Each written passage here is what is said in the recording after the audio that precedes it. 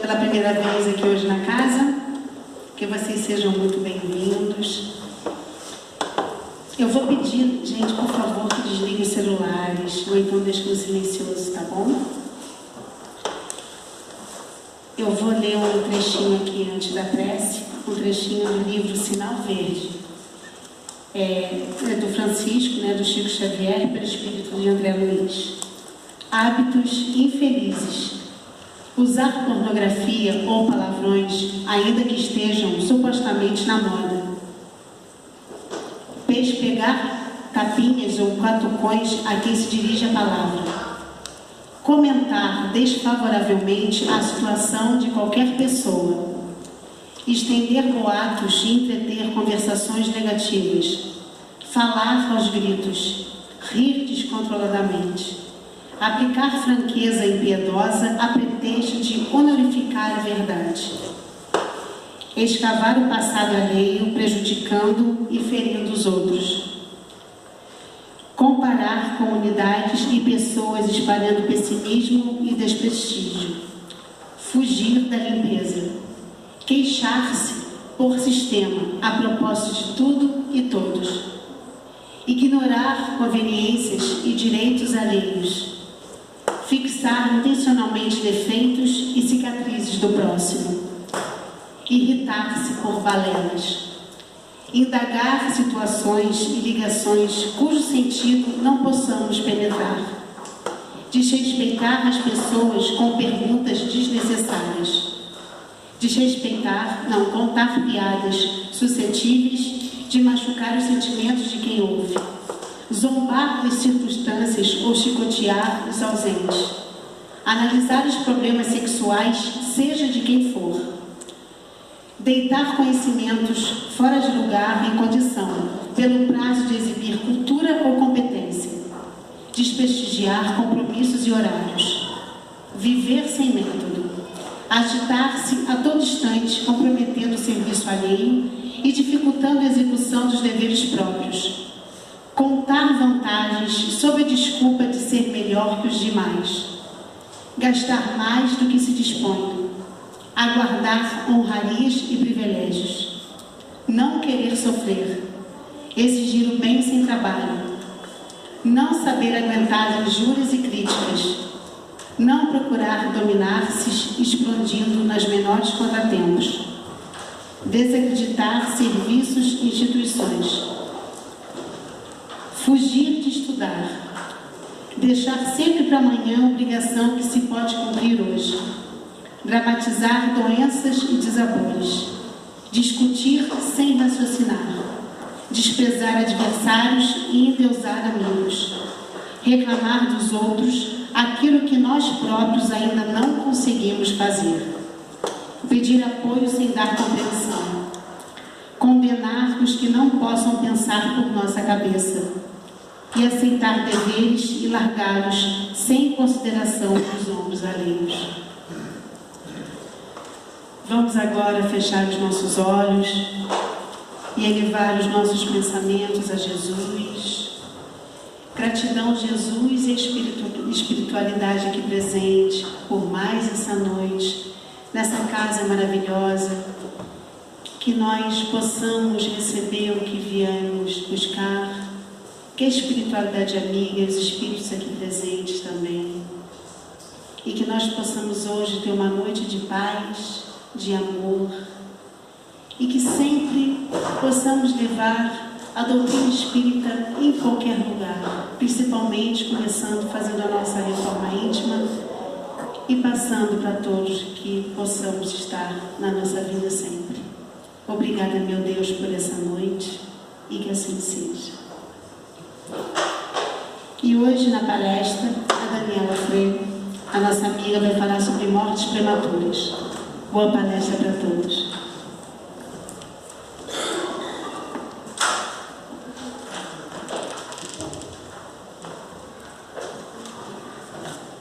Boa noite a todos. Sejam todos bem-vindos à União Municipal Espírita de Petrópolis. E esse tema de hoje, mortes prematuras, quando eu vi essa imagem, eu me identifiquei, né? Porque a imagem do passado era essa pessoa com o braço sobre os ombros de provavelmente um filho, alguém que ele amava profundamente. E a imagem atual em azul é faltando um pedaço, né? E esse pedaço é exatamente no seu coração. Porque apesar da gente olhar essa palavra prematuro como algo que acontece antes do tempo que naturalmente teria que acontecer, eu acho que todos nós nos sentimos assim quando alguém que a gente ama passa para outra dimensão antes da gente. Então pode ser alguém mais velho que a gente vai achar que foi prematuro, que a gente vai achar que não devia ter. E isso sem contar quando efetivamente é alguém que a gente imagina que vá depois da gente, como um filho. Não sei se vocês conhecem a música Amor de Mãe, do compositor, cantor espírita, Alan Filho. É uma música bem profunda, na peça que a gente encenou aqui em abril. Inclusive a Silvana cantava essa música, né? E ela começa assim, a música: o meu filho já morreu e eu continuo mãe. Eu acho que essas duas frases, esses dois versos, eles mostram pra gente como é que a gente se sente com a morte daquela pessoa que a gente ama. Aquele vínculo que a gente tinha estabelecido, ele não pode virar passado. Não dá pra gente dizer: eu fui mãe, eu fui filho, eu fui cônjuge dessa pessoa. Porque o nosso amor permanece no presente. Ele permanece vivo, ele não tem como a gente conjugar isso no passado. E por isso que esse termo aqui, apesar da gente entender esse prematuro dessa forma, no nosso coração não é bem assim. No nosso coração independe dessa hora. Todos nós sentimos a dor da saudade. Mas a doutrina espírita, ela vem tirar esse véu da letra e nos explicar por quê. Será que Deus, ele pega uma varinha e olha, você vai acontecer isso com você. O seu filho vai desencarnar com 3 anos de idade. Será que é assim? Não. A doutrina espírita, ela vem nos explicar. A gente vai continuar sentindo saudade, a gente vai continuar amando, a gente vai continuar sofrendo, sim, de vez em quando, a gente vai chorar. Mas a gente não vai se desesperar, porque a gente compreende. Pelo menos é para isso, né? É isso que a gente busca, é essa melhora que a gente busca. Tem um livro, não era nem esse livro que eu ia falar não, mas isso aqui é bem importante para a gente começar já. Então, o prematuro que a gente pensa, ele vem ser explicado pelos espíritos da seguinte maneira: tirando o suicídio, todos os casos de desencarnação são determinados previamente pelas forças espirituais que orientam a atividade do homem sobre a Terra. Quem nos diz isso é Emmanuel, na questão 146 do livro Consolador, psicografia do Chico Xavier. Então, olha bem, com exceção do suicídio, todos os casos de desencarnação são determinados previamente. Então, não tem aquilo. Eu não fui escolhida por Deus para sofrer. Há uma determinação prévia. Não sei se vocês lembram do filme As Mães de Chico Xavier. Lá tem a história da Célia, que depois até escreve o livro Vencendo a Dor da Morte. que é um caso, eu acho que o mais assim, talvez difícil, talvez todos sejam difíceis, mas esse é porque uma criancinha, o filho dela, né, que ela chamava de Tetel, o Rangel, ele tinha 3 aninhos. E aí ele vai passear de bicicleta com a babá, que era uma adolescente. Só que ele antes mesmo de subir na bicicleta, ele cai, bate com a cabeça, aí aquela coisa, levam ele para o hospital. Só que não sabia, mas tinha um aneurisma lá que tinha rompido e ao longo daquele dia ele acaba falecendo. Então, a gente pode pensar assim, ele estava com a babá. E a mãe vai pensar, e se ele estivesse comigo? Porque é a primeira coisa que a mãe pensa. Nasce uma mãe, nasce uma culpa. É uma coisa assim, tudo passa pela gente.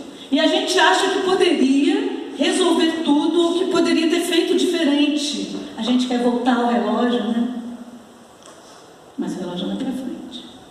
E aí, quando essa mãe, ela conhece o Chico e consegue falar com ele fala com ela, claro, sabendo a dor que ela está sentindo, né, de ter perdido seu filho ali, seu filhinho. Mas ele pergunta a ela se ela agradeceu a babá.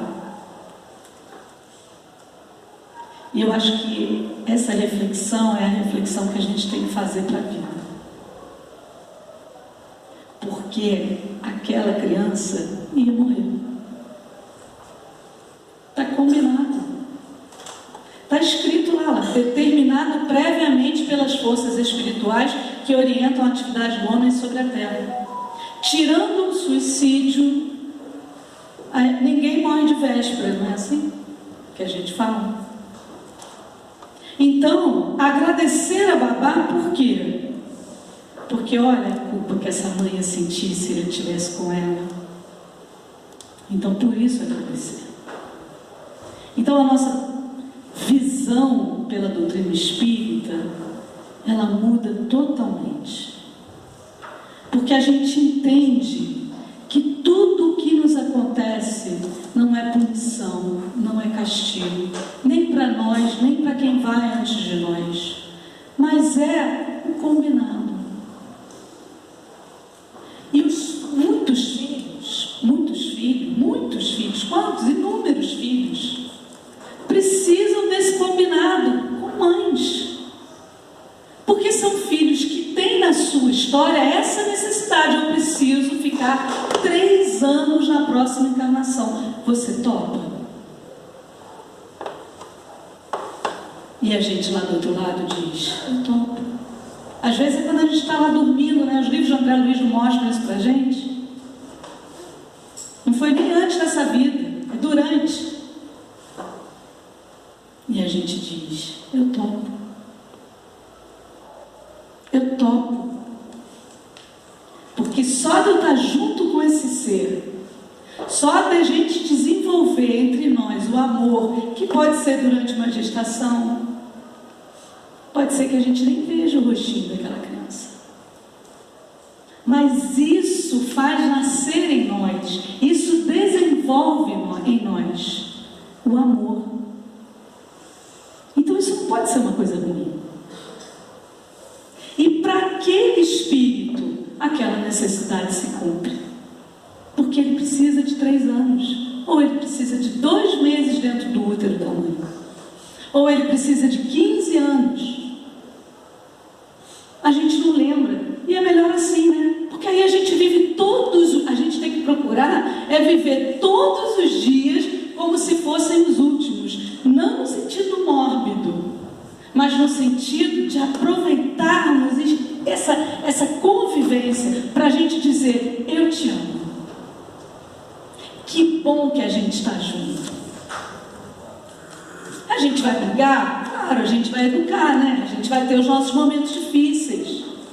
Mas até nesses momentos a gente tem que deixar claro que isso é por amor. Que a gente educa por amor. E a gente educa e é educado, né? Então, essa resposta aqui é uma de algumas que eu procurei trazer hoje para isso ficar bem internalizado mesmo na gente, para a gente lembrar disso quando a gente passar pelas situações difíceis que nos derrubam, às vezes nos derrubam. Então, nesse livro, Estudo Aprofundado da Doutrina Espírita, no livro 4, são 5 livros, nesse módulo 2, A Morte e Seus Mistérios, no roteiro 2 vem esse título, Mortes Prematuras.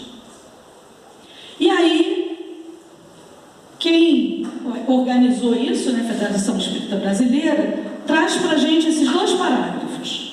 Há mortes prematuras que independem da vontade e ação humanas, uma vez que fazem parte do quadro de expiação e provações definidas no planejamento reencarnatório. É esse caso. É a morte combinada, acordada. Nós acordamos isso.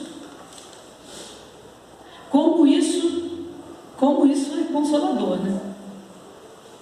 Segundo, em sentido oposto, existem mortes que são antecipadas em meses ou anos por invigilância e uso indevido do livre-arbítrio por parte dos envolvidos. É o não combinado. Aqui entra a nossa responsabilidade, né, como pais, como mães, entra a nossa responsabilidade sobre o nosso vaso físico. Então, o que eu tenho feito no meu corpo para prolongar a minha vida? Ou o que eu tenho feito no meu corpo para abreviar a minha vida? É um suicídio, mesmo que seja inconsciente. Então, aí entra naquele outro caso. Aí eu estou morrendo cedo porque eu estou detonando a minha vida, aí é diferente.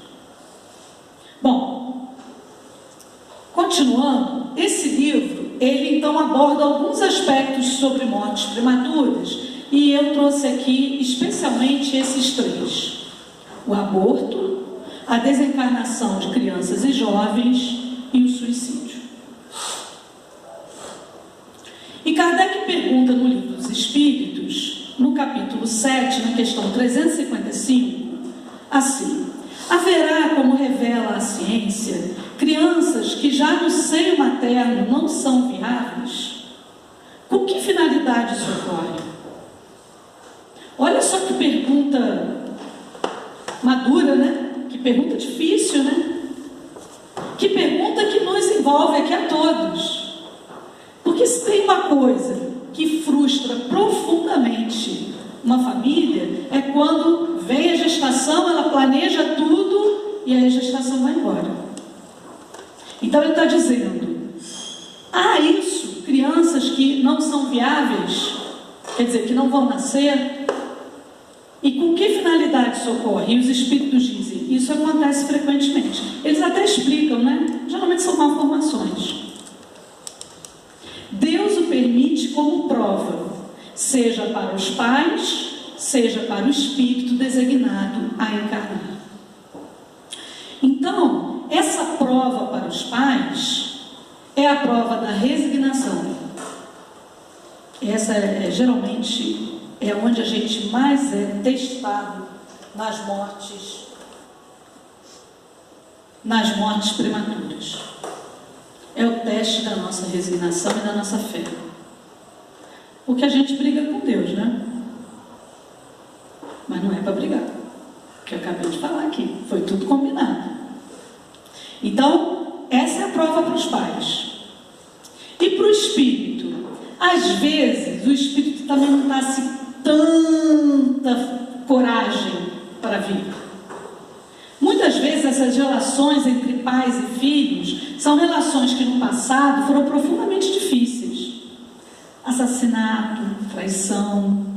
Ainda bem que a gente não lembra, né? Porque tem muito isso. Mas eu queria lembrar porque eu sei que essa pessoa aqui, a gente tem uma relação, nossa, tão simpática, de tanta afinidade, tanto amor. O problema é que se a gente lembrar, a gente também vai lembrar dos antipáticos, dos inimigos, dos que nos assassinaram, dos que nos traíram, ou dos que a gente fez isso. E a gente vai ficar profundamente envergonhado, né? Então lembrar é um problema por isso. Então esse espírito designado a encarnar, às vezes ele precisa, porque quando a gente tem algo, digamos assim, mais fácil, nem sempre a gente valoriza, né? quando é difícil, aí a gente já passa a querer. Então, às vezes para o Espírito é isso, para ele valorizar aquela oportunidade, passar realmente a ter mais coragem, porque às vezes ele sabe que ele vai passar por muitas dificuldades, porque ele também planejou isso junto com a espiritualidade amiga.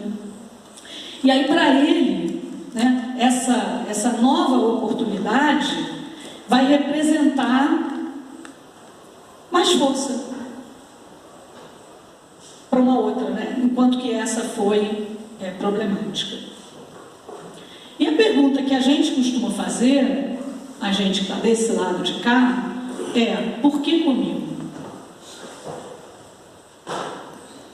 E Kardec pergunta: no estado errante, antes de começar a nova existência corpórea, o espírito tem consciência e previsão das coisas que lhe vão acontecer durante a vida? Na questão 258. Ele próprio escolhe o gênero de provas que deseja sofrer e nisso consiste seu livre-arbítrio. Por que comigo? Porque está dentro do meu planejamento reencarnatório. Então, é uma outra resposta aqui dentro, junto, né, daquela outra que eu trouxe, é uma outra afirmação que muda a nossa visão sobre o sofrimento. Então eu passo isso, por quê? Porque eu organizei isso. Está dentro do gênero de provas que eu escolhi, né? Porque a gente não pode imaginar que a gente vai passar por uma situação como essa. Essa senhora, por exemplo, que eu falei, que perdeu o filhinho de 3 anos, anos depois ela perdeu uma outra filha quando teve a forma grave da dengue. Então ela teve 3 filhos. 2 foram para o outro plano antes do que ela poderia imaginar ali como mãe. Aquela atriz Ana Rosa também é um caso assim. Ela conta, né, que na década de 60, o primeiro filhinho dela, também com essa idade, de 2, 3 anos, desencarnou. Se não me engano era Maurício o nome dele. E ela não era espírita. Ela contando isso, a gente fica assim, muito, muito consternado mesmo, né? E ela não era espírita. Aí ela se torna espírita e quase, mais de 20 anos depois dessa situação, ela perde uma outra filha atropelada. E ela fala: a dor é a mesma, o maior, mas a minha resposta foi diferente, porque aí ela já era espírita. E como é que ela vai imaginar, né, que a gente fala, né, não cai 2 raios no mesmo lugar? Porque esse sofrimento é tão grande. Então como é que vai imaginar que ainda vai passar de novo por aquilo? E são 2 casos de pessoas que não só passaram por isso e com certeza sofrem, com certeza têm os seus momentos de tristeza, mas são pessoas que ocupam as tribunas espíritas para falar sobre isso. Fala da dor, mas também fala da consolação. Fala do porquê. Esse porquê comigo tem uma explicação. A doutrina espírita nos explica. Por que comigo? Porque foi assim que eu planejei. Porque era uma necessidade de ambas as partes. Era uma prova para aquela família, para que cada um fosse testado naquela necessidade que o seu espírito tem.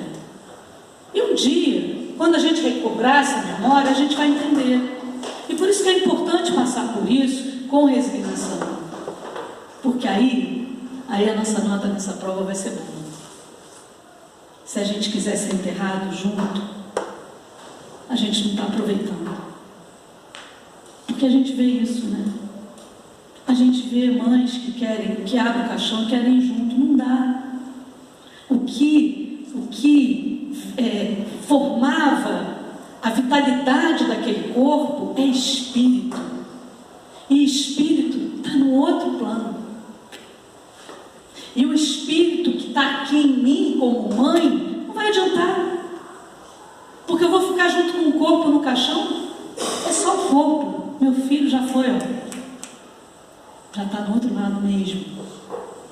Assim a gente espera. Então, por que comigo? Faz parte de toda essa resposta também a minha reação. A minha dor, o meu luto, mas a minha compreensão. Quando um filho vai para longe, vai morar longe, a gente sabe como é que é, né? Não precisa nem ser, às vezes, muito longe. Basta ser em outra casa que não a nossa. A gente sabe a dor que é. Antigamente, hoje eu estava falando com os meus alunos, antigamente, quando eu fiz faculdade no Rio, não tinha celular. Então, no máximo, era um orelhão, né, para falar. Aí eles falaram, nossa, mas não tinha chamada de vídeo, imagina. Pois é. Meus amigos, é assim. Essa pessoa que parte antes de nós, ela está bem. Ou ela precisa estar bem. Porque a gente não entende como é importante para a nossa formação a gente estar onde a gente vai se aprimorar no conhecimento, se aprimorar profissionalmente, até socialmente, às vezes aprender uma outra língua. Olha quanta coisa boa pode acontecer na vida de um jovem que vai para um lugar, vai ser destemido, né? Vai chegar ali e vai um dia ser uma pessoa útil para a sociedade, com tudo isso que ele está conseguindo, ele está tendo uma oportunidade. E aí quando ele está lá, imagina que não tem celular, que a internet não pega, mas ele está bem, porque a gente sabe que nenhum de nós está sozinho, que toda vez que alguém reencarne, não é só pai, mãe, ou pais, ou mães, avô, vó, não importa, tem um anjo na guarda, tem um espírito um pouquinho mais adiantado que seja que ele, mas que está ali para ajudá-lo e para ele ter certeza que não está sozinho. Então é isso, ele está lá e eu não estou conseguindo me comunicar, mas o meu amor, como é que diz a música? O meu amor, mas não morre o meu amor. O meu amor não morre porque meu filho está longe de mim. E o meu amor por Deus não deve morrer porque meu filho está longe de mim. Porque senão eu morro junto. E eu não posso morrer, eu tenho que continuar, tem um motivo. Então é importante, né, essa dor quando é do aborto em si, é uma dor tão difícil, porque ela não é... Veja bem, você não tem um corpo a ser enterrado.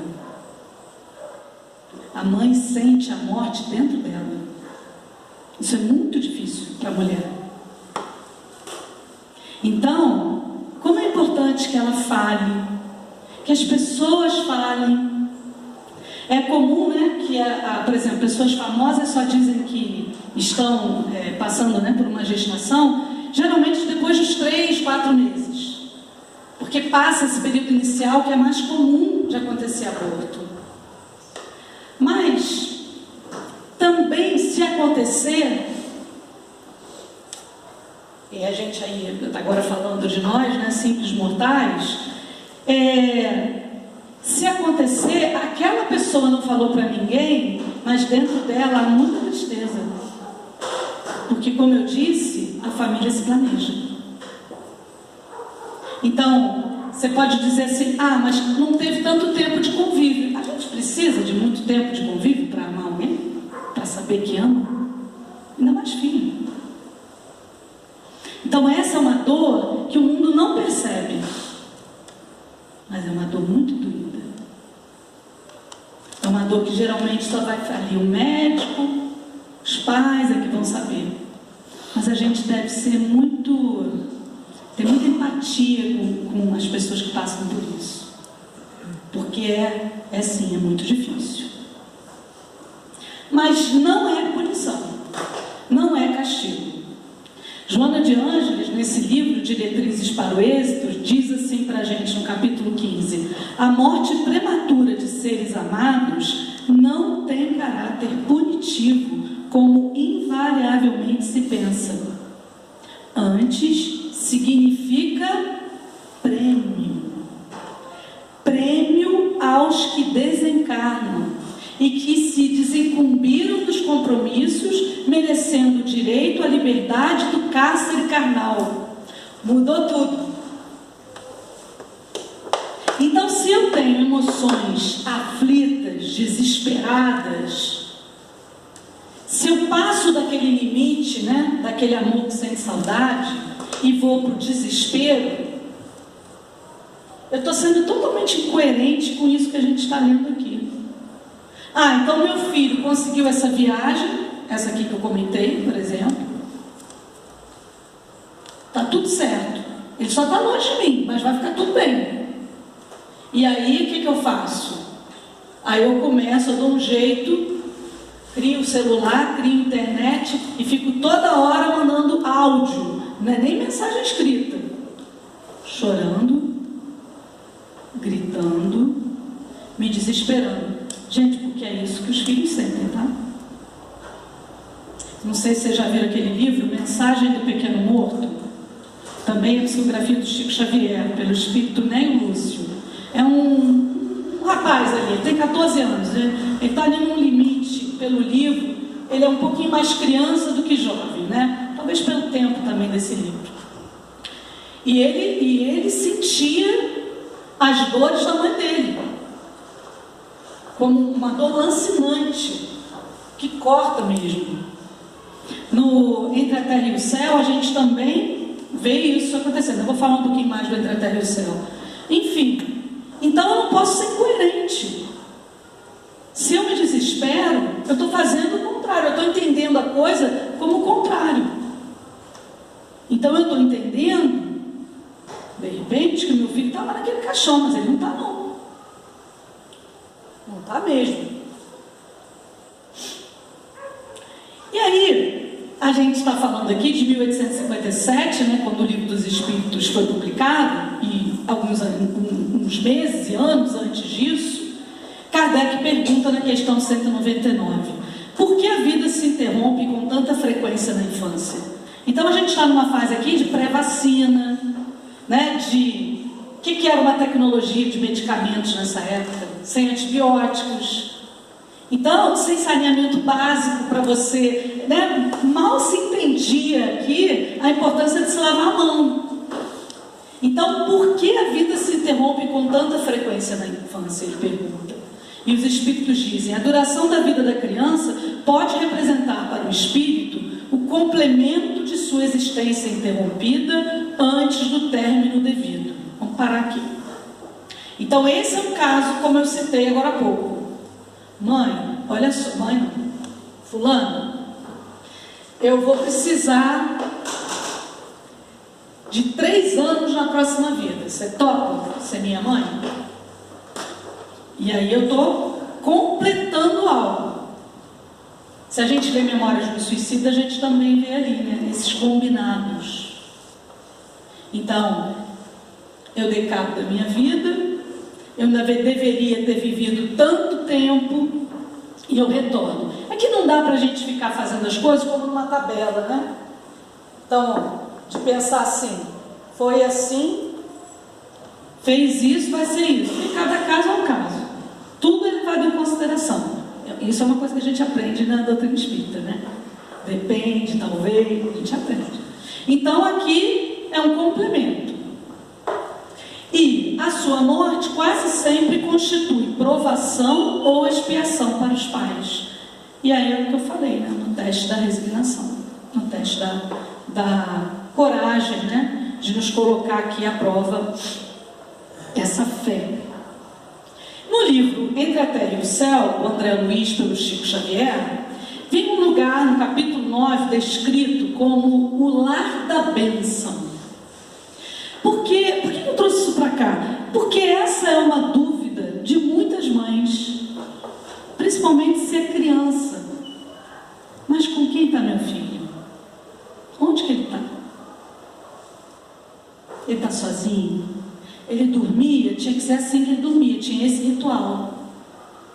Gente, isso tudo é dor legítima. A gente não está aqui questionando essa dor, não. Então eu trouxe isso. E nesse livro e em outros, a gente vê o seguinte, como eu disse, cada caso é um caso. Então, muitas vezes, aquele espírito que desencarna, ele já tem até uma consciência mesmo. Ele sabe de como tinha que ser. E ele vai desencarnar e não vai demorar muito para assumir a forma adulta. A gente não deve imaginar que criança vai para o umbral. Porque eu vi o nosso lar, a criança vai para o umbral? Não. Óbvio que não. Então, as crianças, elas são amparadas e, dependendo da sua situação, vai ter ali um caminhar. Esse lar da bênção é para as crianças que ainda precisavam desenvolver. Toda hora.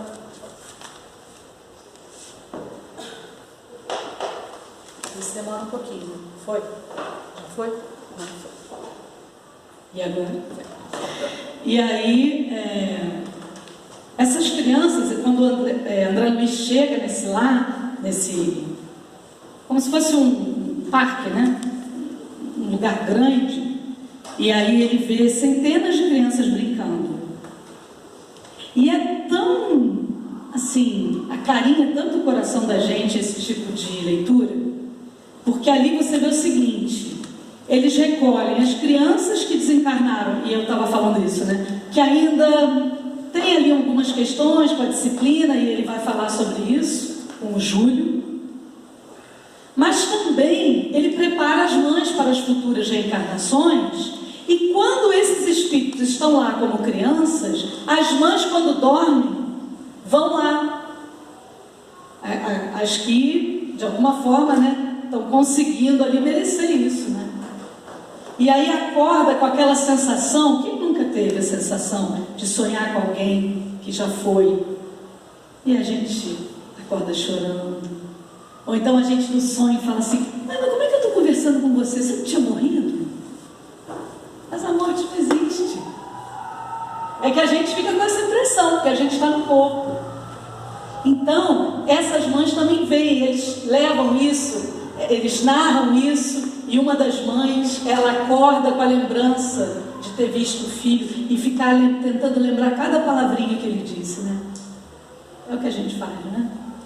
Então, essa é uma colônia educativa. Tem escola, tem tudo ali. O lar da bênção. E quem é que é uma das responsáveis ali? São muitas responsáveis, são mais ou menos 2.000 crianças. Uma das responsáveis é a irmã Blandina, que a gente vê com esse nome numa outra obra do Emmanuel, mas que é a Meimei. Então é a Meimei que está cuidando desse espírito Júlio, que é o espírito ali que a gente mais está olhando nesse momento, porque ele desencarnou com 8 anos. Ele desencarnou afogado na praia. Esse espírito, aí é que está, aí é que é o negócio. Quando a gente olha só daqui, a gente realmente não entende. Então, aquele pai, ele era casado com uma outra mulher, casa de novo, e ele tinha já um casal de filhos. Esse menino com 8 anos desencarna. Bom, eles vão mexer ali, muita coisa, muitas engrenagens vão ser mexidas para essa criança reencarnar, porque ele precisa. Ele tentou se matar, então ele lesou o perispírito dele com uma substância corrosiva, não conseguiu, mas depois ele conseguiu de uma outra maneira. Não vem o caso aqui a gente colocar isso. É só para a gente entender que ele precisava reparar o perispírito dele, ele, Júlio. O pai dele o havia traído numa outra vida. Então olha quanta coisa para a gente precisar ajustar. E aí ele reencarna. Só que ele tinha a lesão na garganta para resolver. Quando ele tem 1 aninho, 2, ele desencarna. O pai, se a gente olhar, a gente está vendo um pai que perdeu 2 filhos crianças. E olha o que esse pai diz quando esse menino morre. Ele faz uma prece para Deus, porque ele vê que a criança vai morrer. E ele diz, essa primeira frase é a frase para todos os pais e todas as mães e todas as pessoas que estão em posição de pai e mãe. Fala para Deus, nossos filhos te pertencem, mas como nos dói restituí-los quando a tua vontade nos reclama de volta. Dói muito. Mas depois ele vai dizer: se é de teu desígnio que o nosso filhinho parta, Senhor, recebe-o em teus braços de amor e luz. Concede-nos, porém, a precisa coragem para suportar valorosamente a nossa cruz de saudade e dor. Dá-nos resignação, fé, esperança. Auxilia-nos a entender os propósitos e que a tua vontade se cumpra hoje e sempre. Meu Deus, todo mundo devia partir assim. Todos nós devíamos ter, o nome dele era Amaro, todos nós devíamos ter uma prece de Amaro para nos liberar. Porque a gente vai porque é necessário, porque é o momento. Não adianta alguém ficar puxando, fica, não dá, eu tenho que ir. Mas olha só a maneira como eu vou devolver o meu filho a Deus. Que ele vá. E que nós que aqui vamos ficar, que a gente se sinta acolhido. Que a gente tenha essa fé nos inundando, para a gente suportar, porque a gente vai precisar continuar vivendo. Está nessa programação, um vai e o outro fica. Então eu vou precisar continuar. E eu vou precisar continuar bem. Porque não adianta eu achar que eu não posso mais sorrir, porque eu vou estar traindo meu filho. Porque isso foi combinado. Então o que eu preciso é mostrar para ele que eu vou ficar bem. Lembra da viagem? Se eu mando aqueles áudios, como é que meu filho vai ficar lá do outro lado? Está lá, sei lá, na Alemanha, como é que ele vai ficar? Agora, e se eu mando um vídeo? Olha só, eu fazendo uma obra ou uma decoração nova em algum cômodo da casa, ou o bolo que ele gostava. Tem gente que para de fazer a comida que o filho fazia, que o filho gostava. Não para não. Não te dava prazer? Faz. Então, imagina ele do outro lado, vendo a gente com essa, até uma alegria, está se cumprindo a vontade de Deus. E olha a frase que o Clarencio diz, nessa segunda gestação, nessa segunda morte dele: o futuro dele exige a frustração do presente. Porque depois, Júlio reencarna de novo naquela família.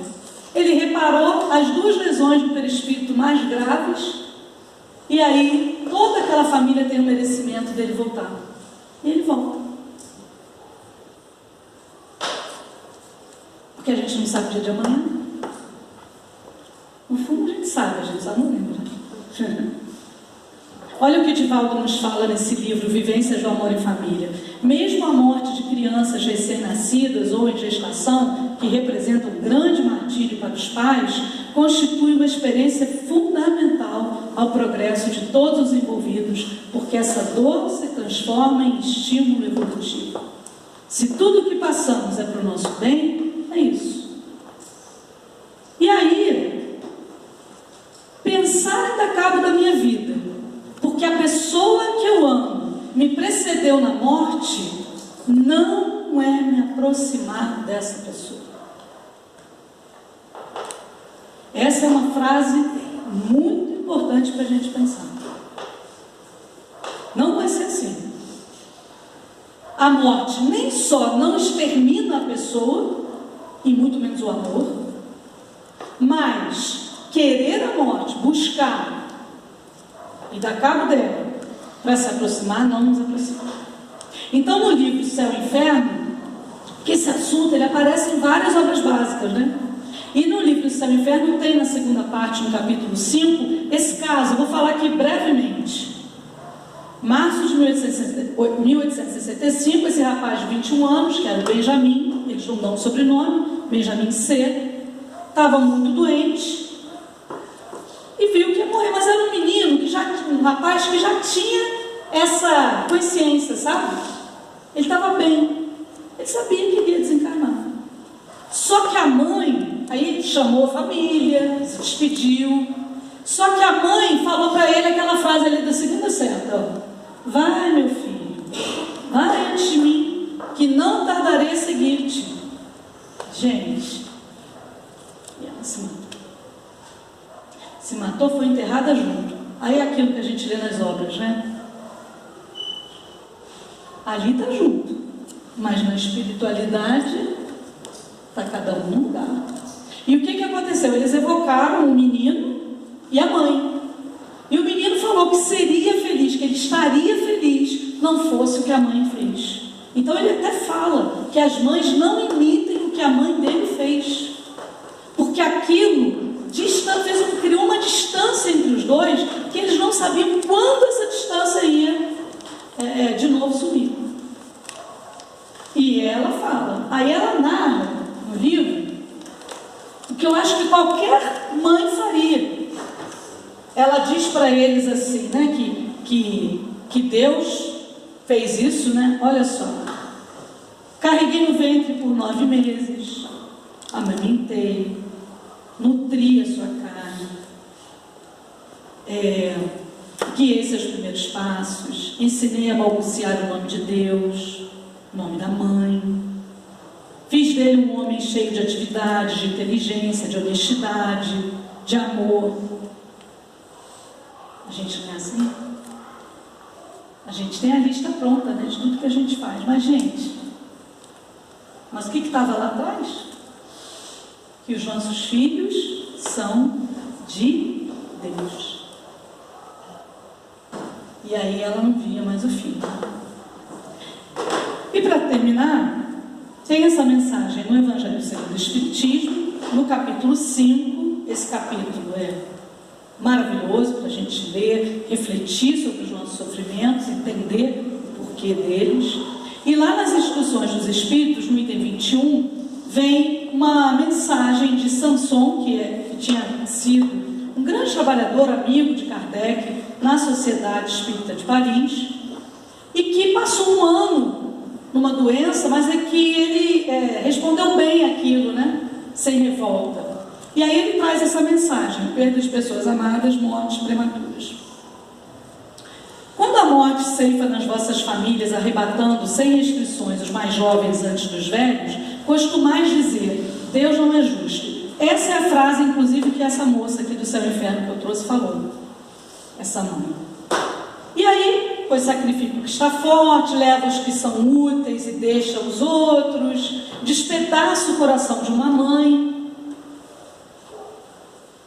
Humanos, é nesse ponto que precisais elevar-vos acima do terra-terra da vida, a fim de compreenderdes que o bem muitas vezes está onde julgais ver o mal, e a sábia previdência onde acreditais ver a cega fatalidade do destino. Por que medir a justiça divina pela medida da vossa?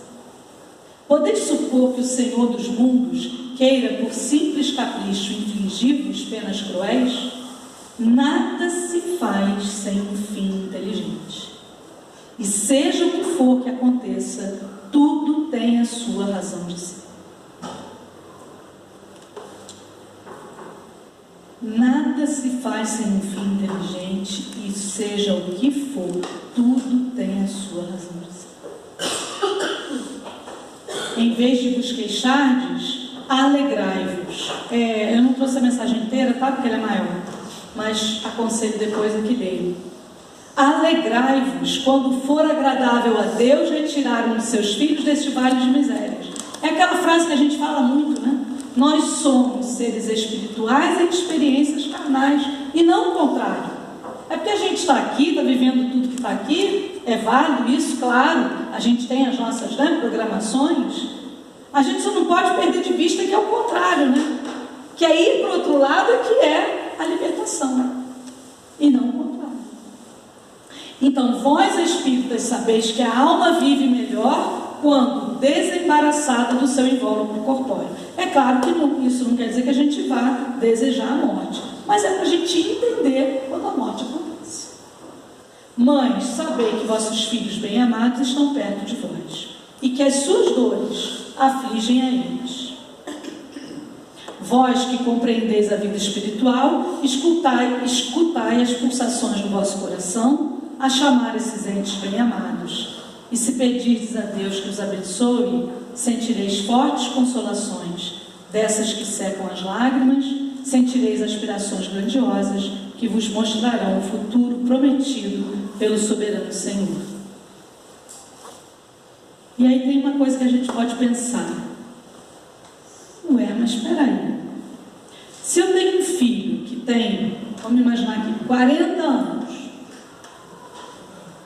Então, uma pessoa que com 40 anos desencarnou. E um outro que desencarnou com 2 meses de idade, com 1 ano. Como é que fica isso em termos de formação? Nada se perde. Porque se nós somos espíritos imortais, tudo aquilo que aquele espírito ganha, no tempo que for daquela existência, faz parte do seu cabedal, faz parte do seu repertório de aprendizado. A gente não faz aqui evangelização de bebês? O bebê não fala. O bebê aparentemente não ouve, mas ele não é espírito. Então, o que eu faço vale. Eu estou rezando para um bebê que está dentro da barriga. É o espírito que está junto. Então, essa educação do espírito que Kardec vai falar na Gênese. E isso também é muito consolador para a gente. Porque a gente pensa que a gente sempre tem a oportunidade de educar os nossos filhos para essa vida eterna. Aliás, é esse o motivo. A gente é pai e mãe para isso. A gente é pai e mãe para fazer esse filho sobreviver, essa é a educação para essa vida, mas acima de tudo, a gente deve educá-los para essa morte que não existe. Então eu vou mudar a palavra, educá-los para a imortalidade, porque é isso que nós somos. Que a gente não se perca, porque o mundo fica exigindo da gente tanta coisa, né? Salário, a casa, as línguas, mas o nosso propósito, nossa missão é essa educação, que é para o Espírito Eterno. Porque aí, gente, não importa se foi 1 semana ou se foram 80 dias, ela sempre é válida e sempre é importante para a gente que se educa, né? Porque a gente é imperfeito também, e para eles. E aí a certeza de que uma mãe, ela pode, às vezes, né, ela nem conseguiu gerar. Então, quando eu olho a imagem da mãe, eu não vejo esses filhos, mas eles estão no coração dela. Ou às vezes, um filho, vocês conseguem perceber? Um filho está encarnado, mas tem um outro que está junto dela do mesmo jeito, desencarnado. Porque os filhos são de Deus, mas nós é que desenvolvemos as ligações de amor. E essa ligação entre mãe e filho é uma ligação muito forte. Pode ser mãe e filho, pode ser pai e filho, né? Pode ser irmão, pode ser marido e mulher, pode ser tanta gente, tem tanta possibilidade para a gente amar os outros, né? Pode ser entre amigos. Esse é o amor que Jesus nos fala. Não é o amor posse, é o amor fraternal, né? E não nos esqueçamos que tem alguém sempre de braços abertos para a gente, nas nossas maiores dificuldades, que é Jesus. E Jesus nos disse o que lá na cruz? Mulher, eis aí teu filho. Lembra? Ele fala assim com a mãe dele, com Maria, mostrando João. E quando ele olha para João, ele fala: eis aí tua mãe. Olha o ensinamento de Jesus. A gente sempre lembra do perdão, né? Que é importantíssimo. Mas esse ensinamento ali na cruz também é para todos nós. Família universal. Jesus consolou a própria mãe num momento tão difícil, né? Eu desejo que a gente saia daqui hoje mais feliz, mesmo com os sofrimentos que cada um de nós traz aí em seu coração, que a gente se sinta abraçado por Jesus. Muito obrigada.